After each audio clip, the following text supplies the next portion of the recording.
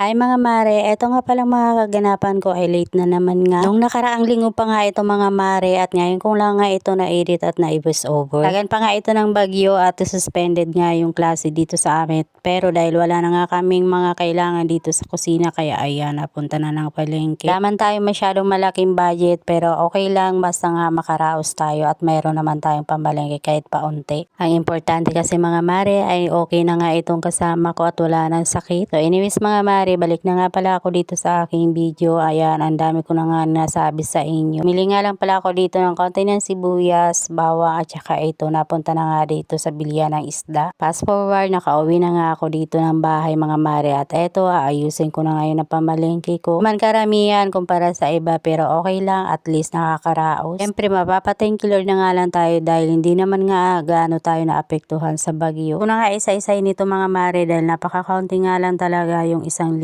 natin ay barya na lang yung natira. Saglit nga lang tayo tapos nakakapagtaka nga kapag bibili ka ng halagang 1,000 tapos ito na nga lang yung nabibili. Kahit talaga anong gawin natin tipid sa 1,000 talaga pag pumunta ka ng palengke ay nako. Matutulala ka na nga lang talaga sa sobrang mahal nga ng mga bilihin. Tapos tingnan nyo naman yung natira ng 1,000 ko 3 piso. Dahil nga umuulan sa labas at malamig mga mare ay medyo nagutom tayo. Ito nga yung almusal natin, otap at saka Milo. Siyempre hindi yan makukumpleto kung hindi natin isasawsaw. Charis!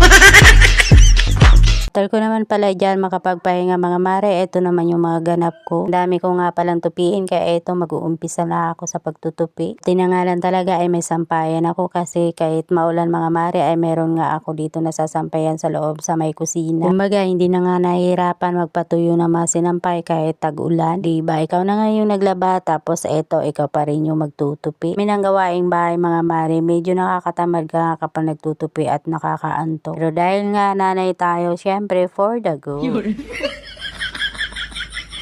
Sa dami nga ng gawaing bahay, ikaw na lang yung mananawa. Charis! Pero sana ganun pa rin kayo dyan mga mare, hindi kayo mananawa dito sa ating mini vlog. Maraming salamat nga sa walang sawang pagsuporta at panunood ninyo dito sa aking mga ina-upload. Nga gabi na nga mga mare ay ito pa rin nag-edit nga ako para makapag-upload at makapag-update sa inyo. Going back na nga ito dito sa aking video mga mare. Ito yung mga ganap ko na magagabi na nga ito pero nagpa-plancha pa rin ang inyong kumari. Kinabukasan ay Lunes na naman at talagang back to normal na may pasok na mga mare. Sira na nga pala dito yung paanga ng planchahan natin or yung kabay. Charis! Kaya andyan pala ako sa baba nagpa-plancha. So hanggang dito na lang muna ang buong ganap ko ngayon mga mare. See you in my next vlog. Yun lang, bye!